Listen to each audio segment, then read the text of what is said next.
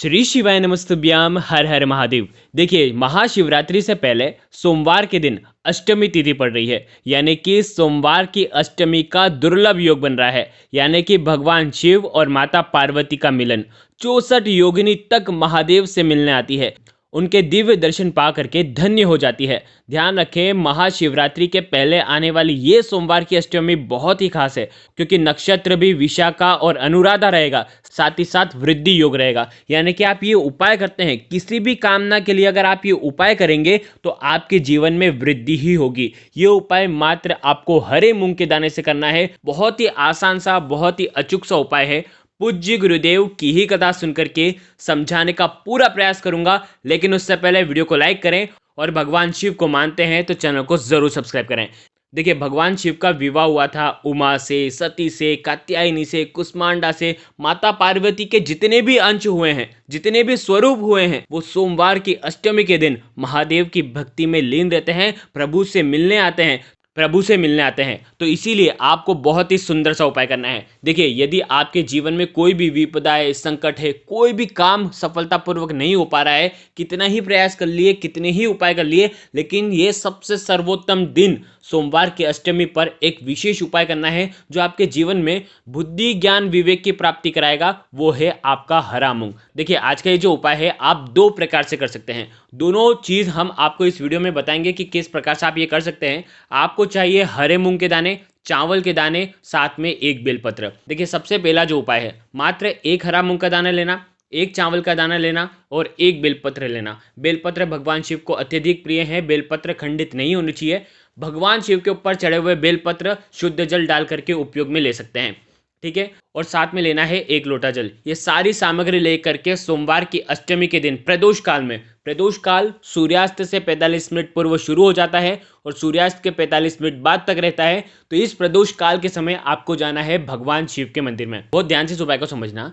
क्या करेंगे, सबसे पहले एक हरा मूंग का दाना, बुद्धि, ज्ञान, विवेक, ऐश्वर्य, कीर्ति, व्यापार में वृद्धि, उसकी कामना करते हुए आपको एक हरा मूंग का दाना जो है, और साथ ही साथ रोग मुक्ति के लिए कुंदकेश्वर महादेव का स्मरण करते हुए या श्री शिवाय नमस्तुभ्यम का जाप करते हुए ये एक हरा मूंग का दाना भगवान शिव के ऊपर अर्पित कर देना, ठीक है। पहली बात। दूसरी बात, चावल का दाना, मात्र एक चावल का दाना लेना, खंडित नहीं होना चाहिए।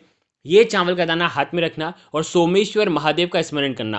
ध्यान रखना, चावल का दाना सोमवार की अष्टमी के दिन अगर भगवान शिव के ऊपर अर्पित करते हैं तो इससे चंद्र ग्रह की शीतलता हमारे जीवन में आती है, शांति आती है और आरोग्य की प्राप्ति होती है, ठीक है। रोग मुक्ति के लिए ये सबसे अचूक उपाय है।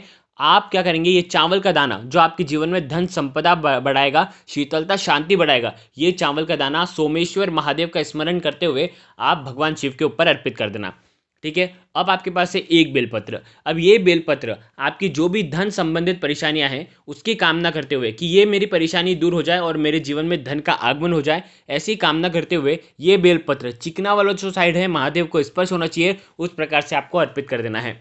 अंत में जो एक लोटा जल लेकर के आए हैं वो आपको बेलपत्र के ऊपर श्री शिवाय नमस्तुभ्यम का जाप करते हुए आप अर्पित कर दें।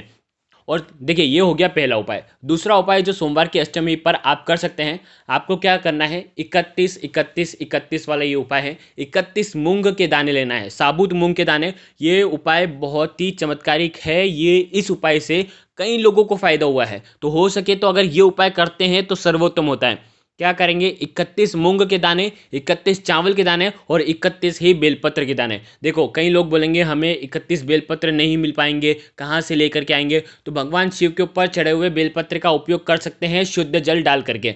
यदि 31 बेलपत्र नहीं है तो फिर आप पहला वाला उपाय करना है। ये भी उपाय हो सके तो प्रदोष काल के समय करना। प्रदोष काल सूर्यास्त से 45 मिनट पूर्व शुरू हो जाता है और सूर्यास्त के 45 मिनट बाद तक रहता है। तो ऐसे दिव्य समय में अगर आप करते हैं तो सर्वोत्तम होता है। आपको आपके घर से ये सामग्री लेकर के जाना है, साथ में तांबे के पात्र के अंदर जल लेकर के जाना है। सबसे पहले चावल के 31 दाने हाथ में लेंगे।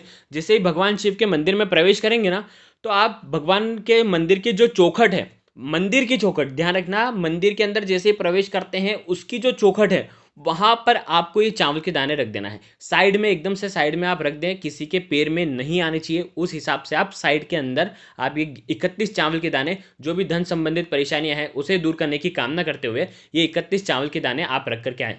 मंदिर में जैसे प्रवेश कर रहे हैं, सीधे साइड भी रख सकते हैं, उल्टे साइड भी रख सकते हैं, जहां पर आपको रखना है आप रख दें, ठीक है। पहली बात 31 चावल के दाने आपने रख दिए। दूसरे अब आपके पास है 31 हरे मूंग के दाने। 31 हरे मूंग के दाने जो नंदी जी होते हैं, नंदी जी का जो पैर उठा हुआ रहता है ना, वहां पर आपको 31 हरे मूंग के दाने अर्पित कर देना है। आ गई आपको बात समझ में? जो भी आपकी समस्या है, जो भी आपकी समस्या है, बुद्धि ज्ञान विवेक की प्राप्ति नहीं हो रही है, उसकी कामना करते हुए आप ये 31 चावल के दाने उठा हुआ पैर है ना वहां पर अर्पित कर दें। अब आपके पास है 31 बेलपत्र। 31 बेलपत्र को एक के ऊपर एक रखना और उसके बाद एक साथ महादेव के ऊपर अर्पित कर देना।